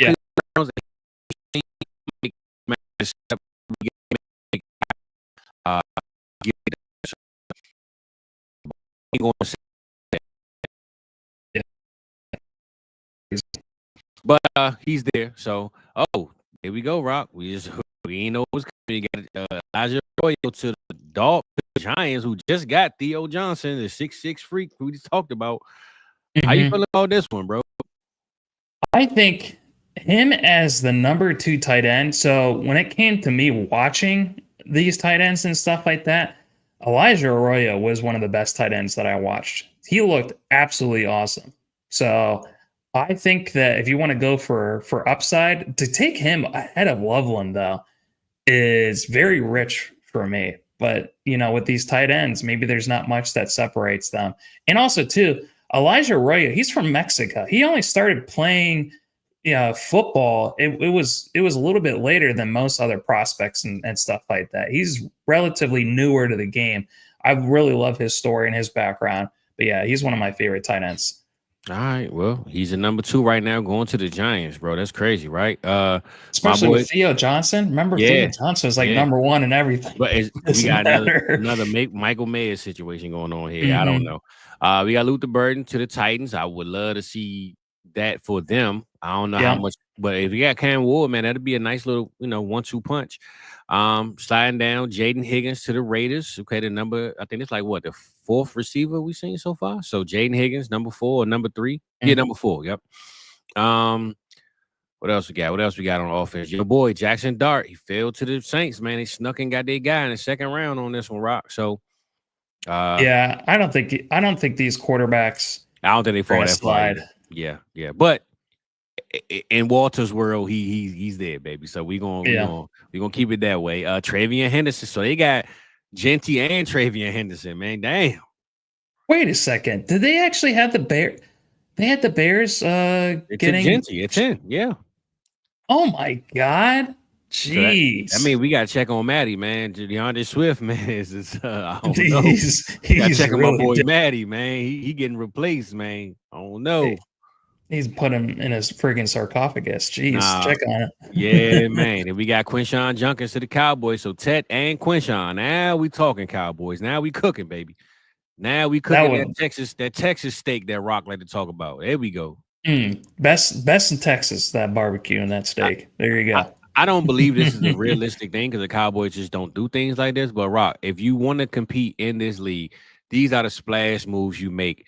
Getting Tet, getting Quinshon, and just getting the locker room excited, right? I'm not saying the offensive lineman that you've been scouting for 5 years from, back West Texas won't make the team better, but just getting the guys in the locker room excited and texting in the group chat like, "Hey man, can you believe we got him?" Like that's what you need, man, in that locker room, bro. So Quinshawn and Tet would definitely had a group chat popping out there in Dallas, man. So You need to get back to the days when they had an alpha wide receiver like Dez Bryant and an alpha running back like Ezekiel Elliott. So there we go. Let's work on it. What we got next though, man? We're looking for the offense. We're looking for the offense only. It's looking a little dry, man. I don't know. Ain't no tight end love out here, Rock. Ain't no. We had a couple running backs, couple wide receivers. I'm surprised we haven't seen more. There's one with Alec Umanor. So yeah. Wow. Okay. All right. That's a name you don't see over top of a lot of them other guys. So Detroit when he got them a receiver. Okay, where we at, man? Oh, Mason Taylor, finally. There we go. After searching, bro, it's been hell and high water. We finally got our third one, man. Mason Taylor to the Eagles, man. Maybe Dallas Goedert is traded by this time. So, Mason Taylor could be the possible number one tight end. I think that's a great pick for the Philadelphia Eagles, man. So I kind of feel like it's going to be hard to trade Dallas Goedert if this is a great tight end class that's deep. So, like, if there is anywhere from 3 to 4 tight ends that can start day one, and then maybe some more that could start later on in the season, why would you even bother want to try to trade for a Dallas Goedert? So I mean, I know Philly, man. Philly mess around and cut Dallas Goedert if they just really feel like it. If they got a Mason Taylor, they can cut Goedert. I don't think they should, but Philly they just one of them teams, bro. When they done with you, they ain't tripping. Like they just move on. So it's cold business. Cold business. All right. Well, that's. Well, you want to go to one more round? I just want to scroll through the tight ends because I really want to understand why. Like, all right, we got 3. You might have to just hit Control F and then just type in tight end. No. We're just gonna scroll real quick, man. We got Harold Fanning to the Jaguars. There we go. That's what I was looking for. Harold Fanning, 3rd round pick to the Jaguars. They got BTJ, Harold Fanning. Hey man, what you think about that? I think that if you own what's his name out of Penn State that they had last year that they drafted a couple of years ago, Strange. That's who it is. If you have him, maybe it might be a good chance to trade his ass for a third or maybe even 2/3 in one of your tight end premium leagues, because there is a good chance that with this new coaching staff that maybe they do draft the tight end that kind of takes away from Strange. So he did have some pop weeks, but he ain't no next tight end one. So quick surprise, brother. Jalen Milroe to the Seattle Seahawks. I don't know how I feel about him sitting behind Sam Darnold and then learning in that offense, but you know what that means, right? That means that he would probably be starting by the end of the year. That's what I mean. I don't like it though. I think he needs to sit. Caleb Johnson will replace Najee Harris and look like his twin and hopefully get the same results, right? So Gunnar Helm to the Tampa Bay Bucks. They went 2 defensive players and then a tight end. So I like that. Yeah, I remember what's his name, Bro Bryan, being a big guy on Kate Otten. Yep. So maybe if Gunnar Helm goes there, it won't be a lot of receivers going before my boy Trey Harris, man. Trey Harris to the Texans, though. It don't matter how far he falls. If he falls to the Texans, I'm loving it, baby. So I ain't tripping off if you receiver 4 or receiver 8. You go to the Texans, I love it. So Quinn Ewers, we don't need to talk about, and then yeah, man, we're gonna go ahead and move on. We don't want to hold y'all up all day up on the Walter White. He's got some good stuff for a lot of those picks that we went through. Vegas was pretty aligned with him. Don't you think? Somebody said I'm lagging. Am I lagging? I don't know. Am I lagging? We'll see. Oh, that was a little bit ago. We just got to keep doing. Okay. They ain't in our control. We can't do nothing about those goblins in our internet wire. So you just got to keep going as we go. But yeah, that's it. But we here, we back. We appreciate y'all. We ain't mean to hold that up too long. We want to see where these tight ends at. Clearly, the league views the tight end position like the Dynasty does. So it's all good. It's all love. But today on the tight end note, man, my boy Rock gave y'all a lot of good news, a lot of good information on that. And Rock, man, I told me and my boy always holler at each other, see what's good, what's the next idea, what's the next thing. And I told him, man, I want to talk about, we kind of talked about it earlier, what would it look like on draft day? If you out there in the city having a good time, Random said the food lagging. I know, bro. I know. The food is coming up. That's what we on now. I said, listen, man, my boy Rock ain't in the kitchen today, though, Random. All right. My boy said, I told him, what are we gonna do if we in the draft? Let's picture me and him at the draft. It's Green Bay. We having a good time. First thing I'm gonna say is, Rock, what we eating, man? What's cooking? What's popping, man? So since my boy down in the kitchen, smell what the Rock is cooking. We can't smell what you cooking, but we're gonna see what's popping out there in Green Bay, man. So we're gonna have us a day in Green Bay. It's draft. That guy, that Lucha, that's awesome. It's Thursday morning. We just landed. We going to Green Bay, man. What we got going on, right? Are we gonna land? I'm gonna ask you this: are we gonna land Thursday, or we landing Wednesday to kind of give ourselves time and then enjoy, or we going straight to it? Well, if I think we could land maybe earlier in the morning. You know, we're busy. We wanted to make sure that we tuned in for the AMA that South Harmon has on Wednesday night. So if we leave early and arrive in Green Bay, maybe around noon and stuff like that, I'm going to be feeling pretty hungry immediately. So let's go to, I think, one of the best places in Green Bay for lunch. It's called Cheesesteak Rebellion. And I got all the different little pictures in there if you want to bring them up. But yeah, Cheesesteak Rebellion. It's got a 4.8 rating when it comes to I think their Google reviews and stuff. We doing like brunch or we doing you said brunch? No, lunch. My fault. All right, brother. My bad. Hey, we day in Green Bay. Let's get it, man. For those that's in Green Bay right now for the weekend or for the week and want to look for some spots, Rock gonna put y'all on, man. Let's get it. This is one of my favorite things to do is to research restaurants whenever I go to a new city. And I feel like I have a special power in being able to find and decipher the very best places. So you want to go out to Green Bay, go out to, Cheesesteak Rebellion for lunch. They got some fire-ass cheesesteaks, and they call it Cheesesteak Rebellion because when you go inside, it's all Star Wars memorabilia and stuff like that. So it's got a really cool, laid-back vibe. But then once we want to get settled in for dinner, Fizz, so that we're about to take our order for the draft and stuff like that, get settled in, we're going to go to this Italian restaurant right here. What is this one called? This one is called Mangiare. Mangiare just means to eat in Italian.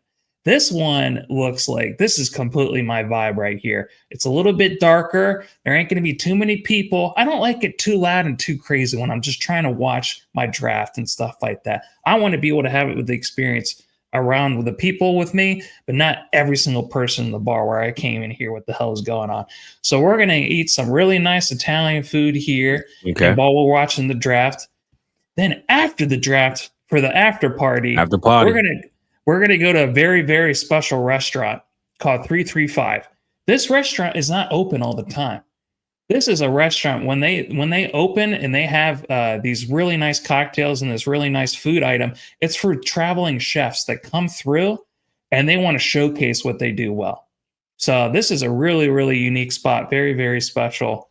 So this is the type of vibe that I really want to go for, where I could sit down on that nice leather futon in the corner and have my drinks and maybe a little snacky poo come out to me. I think that's what they got right there is a lobster roll and some French fries and stuff like that.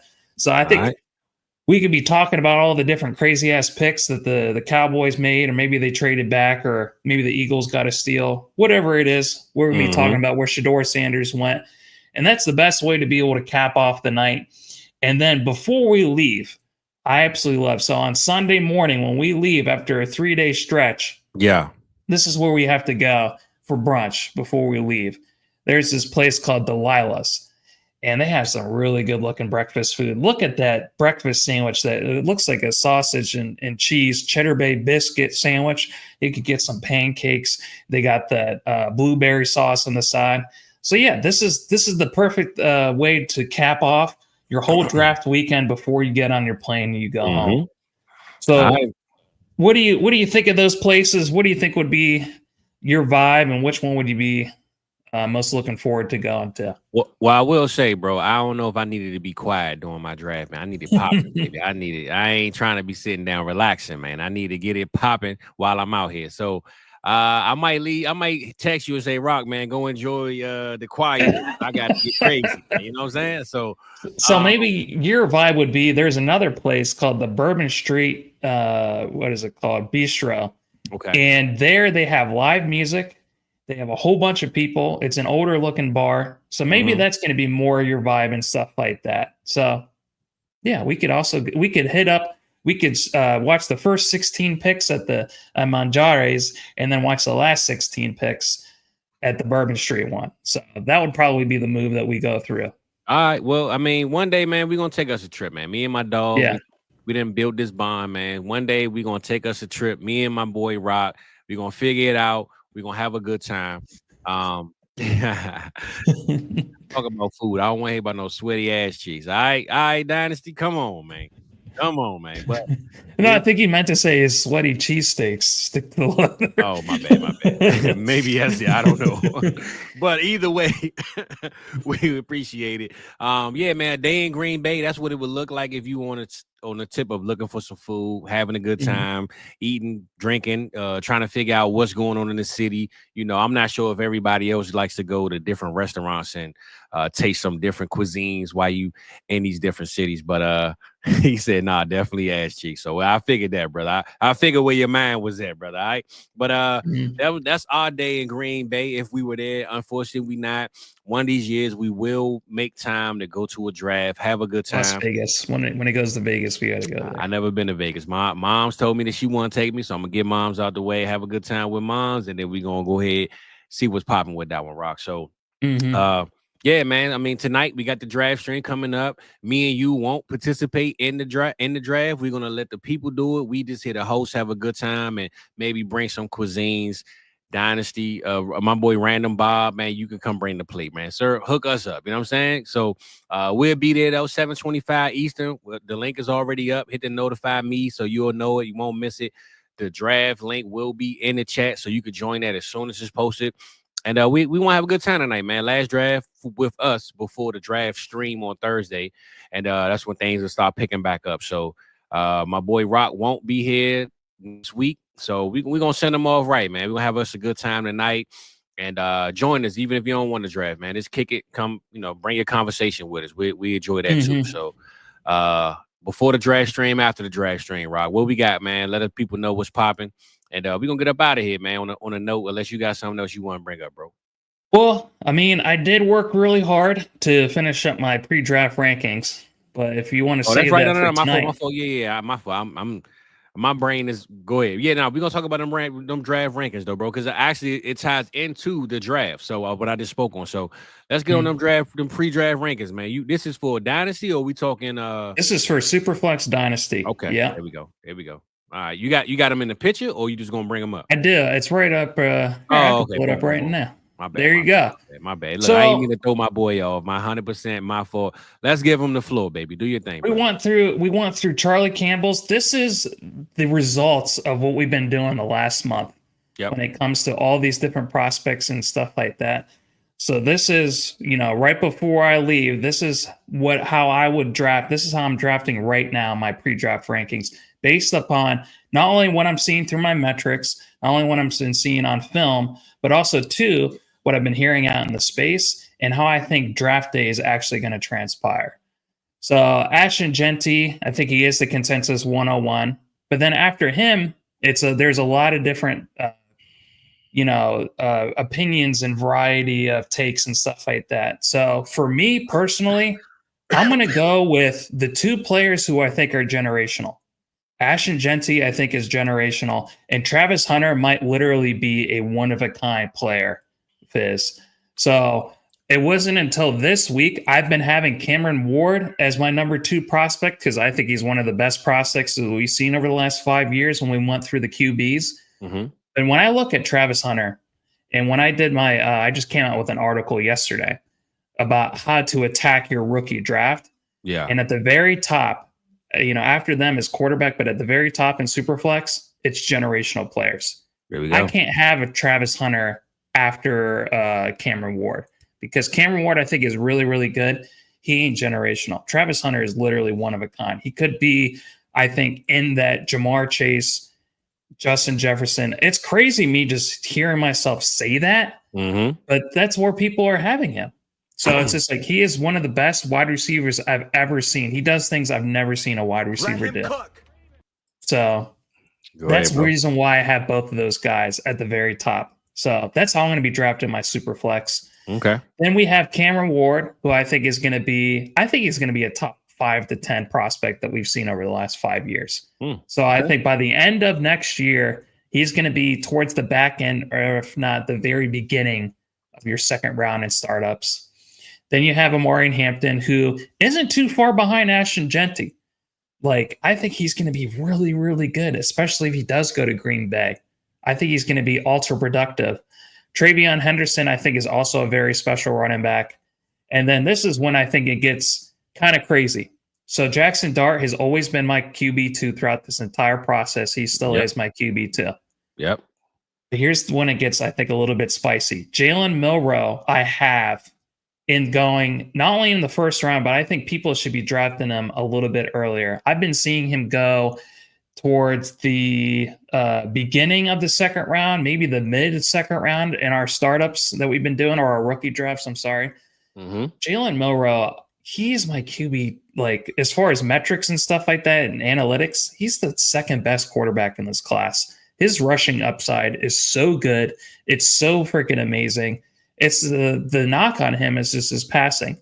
So if he takes a couple of years to get better at that and improve, Jalen Milroe, I think, could be one of the best steals of this class. So how are you feeling about just my first, few picks and stuff like that?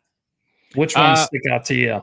I think me personally, I said this in a conversation. I think Nate List had posted about certain circumstances with the running back position and Chet McMillan. I think year one, if Travion goes to the right, let's just say he goes to the Bears, right? Yeah. Right offensive scheme, right everything. I believe he can be more productive than a Chet McMillan. But the dynasty in me says it's a longer game, and I'm taking Chet McMillan over a Travion Henderson. But that will be the only player I would take him over in that list. Gotcha. Maybe Jalen Milroe, because I would have to see the landing spot. But just blindly doing it, I would have to see landing spot. Landing spot changes everything. So if you're saying he's going first round and he can, then you might got to put some respect on that. So I would switch Travion with McMillan, but the rest I'm 100% cool with, bro. So, and McMillan, he's second only behind Travis Hunter as far as my wide receivers go. But I keep hearing too many negative things about him. And when you take a certain player with a high pick, if the opinion and the space is starting to sour on him a little bit more, that means you're going out a little bit more on a limb. So you really have to hope that you have to be extremely confident in that player, because you're not going to be able to trade him away. You're going to be stuck with that player and stuff like that. So I still really like Tetairoa McMillan, but yeah, he definitely does have some warts. He's not, one of the best wide receivers that we've seen come out over the last few years and stuff like that. So because of that, I rank him a little bit lower. Travion Henderson as a running back is going to probably come out the gate and be a lot more productive. That's just how it is with running backs. It can be very productive year one. So that's the only reason why. But I hear what you have to say about Tetairoa McMillan and Jalen Milroe, just because he plays quarterback, just because he's able to get that rushing upside. I'm willing to take that risk. There we go. So it's just, and then I have my next group of wide receivers. I have Emeka Ibuka, Luther Burden, Matthew Golden. I think you can take any one of those guys in any sort of order that you want. I think all of them have some really high-end upside. And yeah, they just like this class as a whole, it's not the strongest class. So, but part of me still wants to put them in the first round, even though some of these guys, like I just got Matthew Golden yesterday at like the 2-4, so which is it's pretty crazy. I mean, Steve Smith, he ranks him as his number one wide receiver in this class. So it's just like, if you have that speed and if you can do things and you get drafted in the first round, maybe even as the first wide receiver, which we've heard, then it's just like, we need to listen a little bit more to what the NFL is saying and not just look at some of maybe the flaws in these wide receivers and stuff like that. So it's a middle ground. It's tough. How do you feel about those wide receivers? I know you're a big Luther Burden guy. Yeah. I mean, situations is everything for me, bro. I always say it all the time. I mean, when I look at Matthew Golden, I look at the same way I look at Jameson Williams, right? Remember, Detroit traded up, they got him, and we thought, oh man, this dude crazy speed, athletic, but St. Brown was the one that took off in the offense because the role he plays is more prominent. And Jameson also suffered injuries and in between that. I think Matthew Golden, I can compare him to Jameson Williams, right? If he goes to a team where he has a receiver like a CeeDee Lamb, right? Let's just say CeeDee Lamb is there. CeeDee Lamb is going to be the more dominant receiver, but I'm not trying to compare St. Brown to CeeDee Lamb, but it's established now that CeeDee Lamb and St. Brown are their most dominant ones. I think the fantasy aspect from Matthew Golden will be light years to the NFL production of Matthew Golden. So I think the Matthew Golden NFL player, every coach is going to love him, right? He's going to open up the offense for everybody. He's going to be that big play player. But I don't see him getting 8, 9, 10, 11 targets a game, which ultimately we want in a PPR league, right? That's the cheat code. You might not have a receiver that gave you 90 yards in the game, but he had 8 catches for 60 yards, right? So that's a cheat code. So I think a guy like Matthew Golden in football, in real life NFL football, is going to be golden. But a guy like Matthew Golden for Dynasty and fantasy, he's going to be week to week, and you're not going to know, like, should I start him this week or should I, you know what I'm saying? So that's my only fear with Golden. And I only say that to say Luther Burden and Mbuka, I actually see as receivers that can get consistent work and give you that 5 for 60, 6 for 70, 4 for 90 on a week-to-week basis versus I think Matthew Golden is best ball friendly, should I say. I heard Matt Harmon talking about Luther Burden the same way that Brandon Ayuk was talked about. Someone who, with all these wide receivers, it's so important to where they go to and how they're used. You brought up earlier Amon-Ra St. Brown. It wasn't until later towards the season of his first year that Ben Johnson really figured out how to deploy him, and then he just started cooking and stuff like that. I got him on a free agency list. He was out there. You know what I'm saying? People didn't even want him. I got him for free. So people picked him up and they won their championships with Amon-Ra St. Brown. Yep. And in a similar way, he was comparing Luther Burden to Brandon Ayuk as someone who has his red flags when it comes to his attitude, his work ethic, being unable to block, or unwilling to block, I should say. And he has so much talent. It's just the consistency that he had between plays and stuff like that. So if he goes to the wrong team, like if he does go to a Shanahan type of team where they have no nonsense with Luther Burden, it can be really, really rough for him starting off and stuff like that, to not be willing to block and have that high effort, play in and play out and stuff like that. But if he does get used, if he does get unlocked, then you can have a top 5 season like we did see from Brandon Ayuk. Yep. So I think he's one of those ones where we both really like. We see those flashes. There ain't no one that popped like he did on film. He had by far my best film grade. But the thing is, though, that I'm hearing from other people is that if you watched all of his plays and stuff like that, it wasn't like that. It wasn't a highlight reel all the time. So that's the biggest thing, reason why he's sliding to the second round in a lot of people's mocks and stuff like that.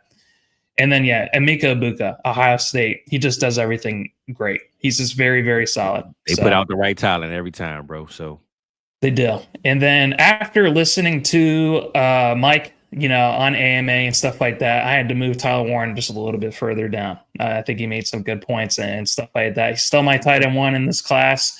But, me being in so many South Harmon leagues, I can't be too high on him because then people, if things don't go right, then it's just like no one's going to want him and stuff like that. So moving the tight end a little bit down. And then, of course, here's the other big shocker. It's not going to be a shock to anyone who's been watching. Yo, boy. Cameron Scadaboo is he's my third best RB. And this one, I have him as my 4th best. But as far as metrics and what everything is telling me, I think Cameron Scadaboo is going to be one of the best RBs in this class, just overall. So he does everything amazing. Then I got Caleb Johnson, who I think is going to be really, really good. I moved Colson Loveland up just because I don't think he's too far behind Tyler Warren. I think he will get that first round capital. And then Shador Sanders, unfortunately, I think it's going to be tough because I know he's going to go in the first round. It's just I'm not going to be drafting him.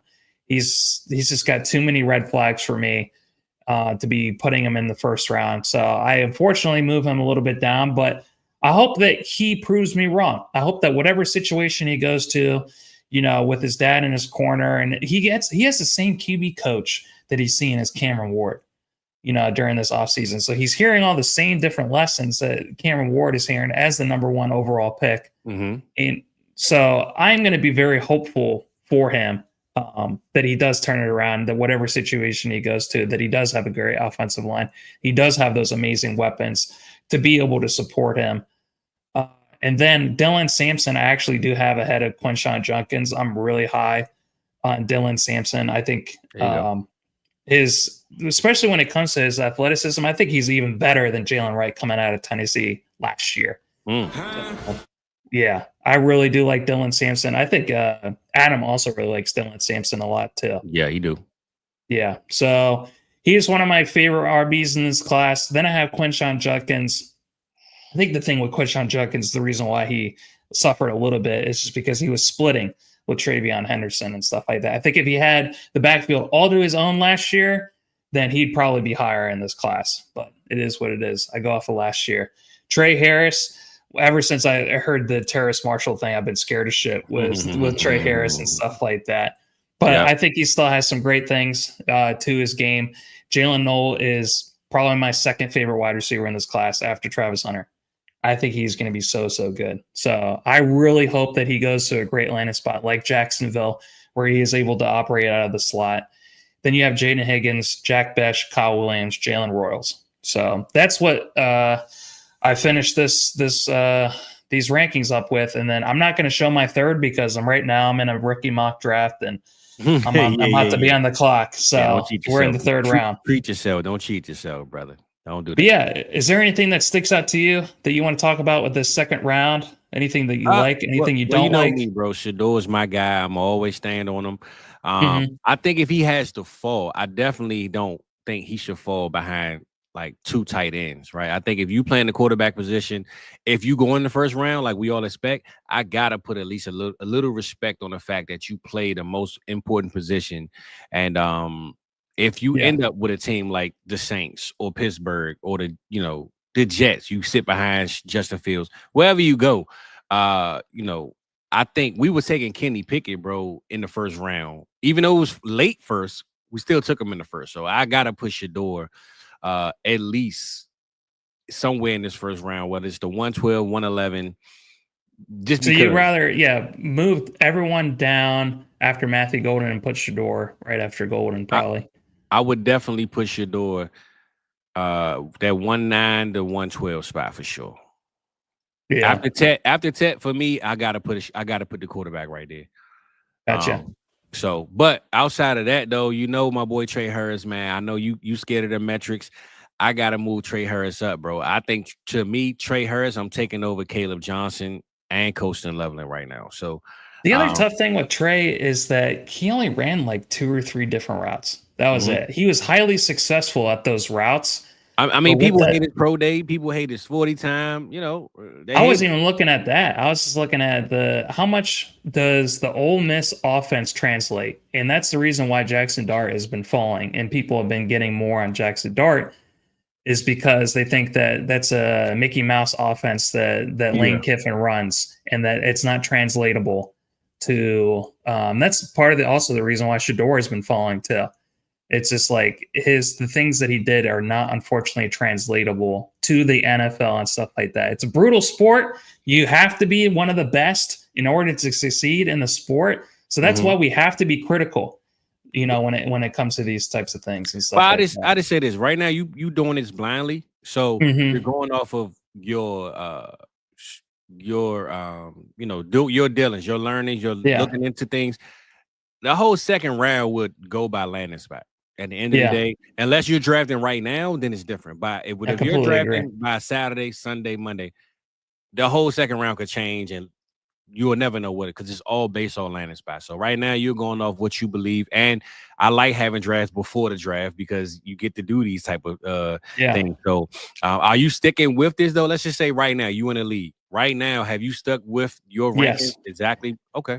Yeah, and I changed a couple of things because, like yesterday, when I was on the clock, I could have gotten Cam Scottaboo, Caleb Johnson, or Matthew Golden. And originally, I had Matthew Golden after those guys. Yeah. But I changed it And I have this now completely reflecting how I would actually draft.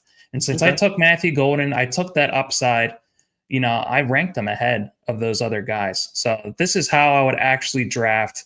And yeah, this is how I would do it, man. I really like what you said, actually, with the second round is very dependent upon landing spot. For sure. I think first round, all these talents I have are the ones that I am the most confident in. 100%. 100%. Even guys like Burden and Golden, who have their red flags, their talent is just better than everyone else that's before them and stuff like that. And Tyler Warren is the one that I'm still extremely confident in. So, yeah, I think that's a good way of looking at it. And Shedeur Sanders, like, I would like to put him in the 112, but if I believe that he is going to be extremely landing spot dependent, then maybe he should be maybe at the 201 or 202 or something like that. But yeah, this is a great thing that we do at South Harmon, is that we do lots of pre-draft rookie drafts and stuff like that. So that's how you get your Malik Willis's and your Kenny Pickett's and all those other types of quarterbacks that you mess up on and stuff like that. But that's fun. It's a lot of fun. Yeah, man, it's all good, man. Right now, this is the last conversation we're going to have between me and you on the show before these landing spots happen. So get it all out there, man. Stand on your words, stand on your business and your research. And for those that do content or want to do content, always remember, man, stand on your word, right? Nobody's right, nobody's perfect, but a lot of the people, they're scared to go out there and put their rankings and their thoughts out there because they don't want to be criticized for it. Well, everybody that you watch right now, that you looking at, that you follow, they've all been criticized. They've all been talked down on, and they are 100% never right. So gamble, take them times, take them chances, baby. And that's what you got to do in this life, man. So we ain't going to worry about it. We ain't going to trip off of it. We just going to do what we do and keep it moving, Rob. And it's an opportunity to get better.